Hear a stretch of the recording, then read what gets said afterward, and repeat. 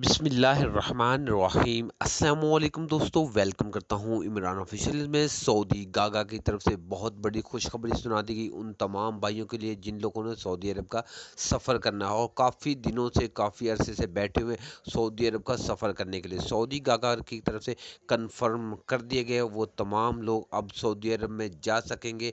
तो मुकम्मल detail information इसी वीडियो में आपके साथ शेयर करने से पहले अपने प्यारे से दोस्तों से गुजारिश करते हैं चैनल को सब्सक्राइब कर ले ताकि इस तरह की लेटेस्ट अपडेट सबसे पहले आप तक पहुंच जाए।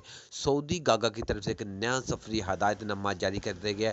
तमाम एयरलाइन को नोटिफिकेशन भी जारी कर दिया गया। वो तमाम एयरलाइन जैसा कि पहले 80% लोग लेके सऊदी अरब में जा रही थी, अब वो 100% लोगों को सऊदी अरब लेके जा सकते हैं। सऊदी की तरफ से ये गागा की तरफ से नोटिफिकेशन में कर दिया, कन्फर्म कर दिया गया। अब वो तमाम लोग जो सऊदी अरब में जाना चाहते हैं, पहले 80% लोग या अब सऊदी अरब में 100% लोग लेके जा सकते हैं। तमाम एयरलाइन को ये अनाउंसमेंट कर दिया गया है।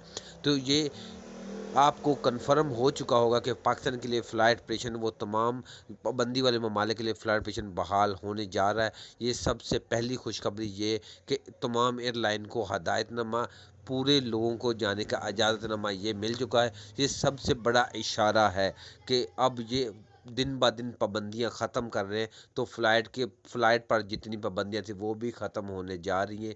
तो ये सबसे बड़ी खुशखबरी उन तमाम भाइयों के लिए जो पाबंदी के लिहाज से अपने ममालिक में बैठे हुए थे और सऊदी अरब जाने के मुंतज़िर थे। ये उनके लिए सबसे बड़ी खबर थी।